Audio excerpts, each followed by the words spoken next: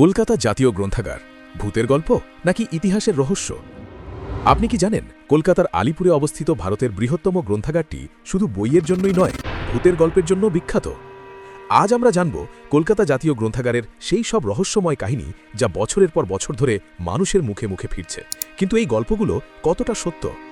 চলুন আজকের এই যাত্রায় আমরা জানব সেই সব রহস্যের কথা যেগুলো নিয়ে চুপ করে থাকে কর্তৃপক্ষ, যেগুলো নিয়ে কথা বলতে ভয় পায় রাতের প্রহরীরা। এই বিশাল গ্রন্থাগারের ইতিহাস 1836 সাল থেকে শুরু হয়েছিল। তখন এটি ক্যালকাটা পাবলিক লাইব্রেরি নামে পরিচিত ছিল। কিন্তু আরও আগে 1760-এর দশকে এই জায়গাটি ছিল বেলভেডিয়ার হাউস, যা মীর জাফর তৈরি করেছিলেন এবং পরে উপহার দিয়েছিলেন ভারতের প্রথম গভর্নর জেনারেল ওয়ারেন হেস্টিংসকে। 1854 সাল থেকে 1911 সাল পর্যন্ত এই ভবন ছিল বেঙ্গলের লেফটেন্যান্ট গভর্নরদের সরকারি বাসভবন। স্বাধীনতার পর 1953 সালে মৌলানা আবুল কালাম আজাদ এটিকে জাতীয় গ্রন্থাগার হিসেবে জনসাধারণের জন্য উন্মুক্ত করেন। আজ এই 30 একর জমির উপর প্রতিষ্ঠিত গ্রন্থাগারে রয়েছে 25 লক্ষেরও বেশি বই, পাণ্ডুলিপি, মানচিত্র এবং দলিল। গল্প 1, ওয়ারেন হেস্টিংসের ভূত। স্থানীয় লিঙ্গবদন্তি অনুযায়ী ওয়ারেন হেস্টিংসের আত্মা আজও এই গ্রন্থাগারে ঘুরে বেড়ায়। কেন? তিনি খুঁজছেন একটা কালো ব্যুরো যেখানে নাকি এমন কাগজপত্র ছিল যা হাউস অফ কমন্সে তার নির্দোষতা প্রমাণ করতে পারত। কিন্তু জীবিত অবস্থায় তিনি সেই ব্যুরো কখনো খুঁজে পাননি। গার্ডরা জানিয়েছেন রাতের বেলা তারা একজন পুরুষের অস্পষ্ট ছায়ামূর্তি দেখেছেন। অনেক গার্ড এখন হনুমান চালিসার কপি সঙ্গে রাখেন সুরক্ষার জন্য।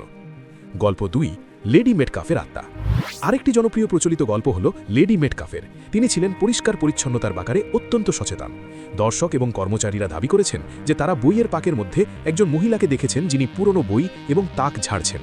অনেকে পায়ের শব্দ শুনেছেন, দেওয়ালে ধূসর ছায়া দেখেছেন। কেউ কেউ বলেছেন যে একা পড়ার সময় মনে হয়েছে কেউ যেন তাদের ঘাড়ের কাছে শ্বাস নিচ্ছে। আর যদি আপনি কোনো বই তার সঠিক জায়গায় না রাখেন তাহলে এই অনুভূতি আরও তীব্র হয়।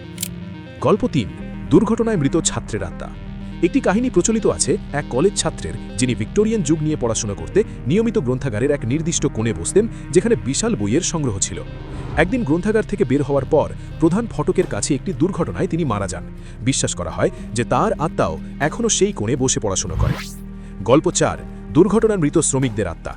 1990-এর দশকের শুরুতে যখন পুরনো ব্লকের সংস্কার এবং নতুন কমপ্লেক্স নির্মাণ হচ্ছিল, তখন একের পর এক 12 জন শ্রমিক দুর্ঘটনায় মারা যান। ভারতীয় বিশ্বাস অনুযায়ী নতুন বা নির্মাণাধীন ভবনে কেউ মারা গেলে তা অশুভ লক্ষণ। বলা হয় যে আজও সেই শ্রমিকদের আত্মা নতুন কমপ্লেক্সে ঘুরে বেড়ায়। লাইব্রেরিয়ানরা দাবি করেছেন যে অদৃশ্য কোনো শক্তি তাদের চেয়ার টেনে সরিয়ে দিয়েছে, বইগুলো এলোমেলো হয়ে গেছে বা পৃষ্ঠা ছিঁড়ে গেছে। 2010 সালে যখন ভারতীয় পুরাতত্ত্ব সর্বেক্ষণ এই 250 বছর পুরনো ভবন সংস্কারের জন্য পরীক্ষা করছিল, তখন তারা একটি অবিশ্বাস্য আবিষ্কার করেন। গ্রাউন্ড ফ্লোরে প্রায় 1000 বর্গফুট আয়তনের একটি গোপন কক্ষ পাওয়া যায়, যা দশকের পর দশক অলক্ষিতই ছিল। সবচেয়ে অদ্ভুত বিষয়, এই কক্ষে কোনো দরজা ছিল না, এমনকি কোনো সুপ্ত দরজাও নয়।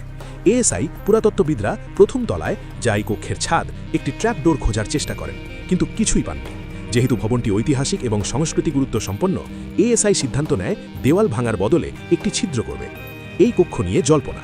অনেকে মনে করেন এটি ওয়ারেন হেস্টিংস এবং অন্যান্য ব্রিটিশ অফিসাররা শাস্তির জন্য ব্যবহার করতেন। কেউ কেউ বিশ্বাস করেন এতে গুপ্তধন এবং কঙ্কাল রয়েছে। 2011 সালে সত্য উন্মোচিত হয়। গবেষকরা ঘোষণা করেন যে কক্ষটি পূর্ণভাবে মাটি এবং কাদা দিয়ে ভর্তি ছিল। সম্ভবত ভবনের ভিত শক্ত করার জন্য এটি করা হয়েছিল। কিন্তু এই ব্যাখ্যা সবাইকে সন্তুষ্ট করেনি। আজও অনেকে মনে করেন এর পেছনে আরও রহস্য লুকিয়ে আছে। তাহলে এই গল্পগুলো কতটা সত্য? যা নিশ্চিত, গ্রন্থাগার সত্যিই ওয়ারেন হেস্টিংসের বাসভবন ছিল। 2010 সালে একটি রহস্যময় বন্ধ কক্ষ আবিষ্কৃত হয়েছিল। সংস্কার কাজে শ্রমিক মৃত্যুর ঘটনা ঘটেছিল।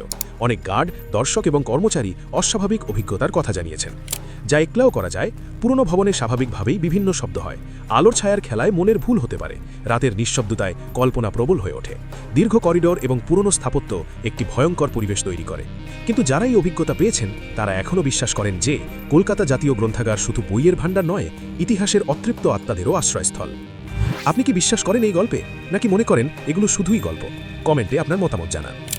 ইতিহাসের রহস্য, সংস্কৃতির ঐতিহ্য আর অতীতের কাহিনী সবকিছু মিলিয়ে কলকাতা জাতীয় গ্রন্থাগার এক অনন্য জায়গা। ভূতে বিশ্বাস করুন আর নাই করুন, এই গ্রন্থাগারের ঐতিহ্য এবং সৌন্দর্য দেখার মতো। আর এমন রহস্যময় অজানা গল্প জানতে চাইলে এখনই চ্যানেলটি সাবস্ক্রাইব করুন এবং তোমার কাছের মানুষের কাছে বেশি বেশি করে শেয়ার করে দাও, যাতে তারাও অজানা বিষয়ে জ্ঞান অর্জন করতে পারে।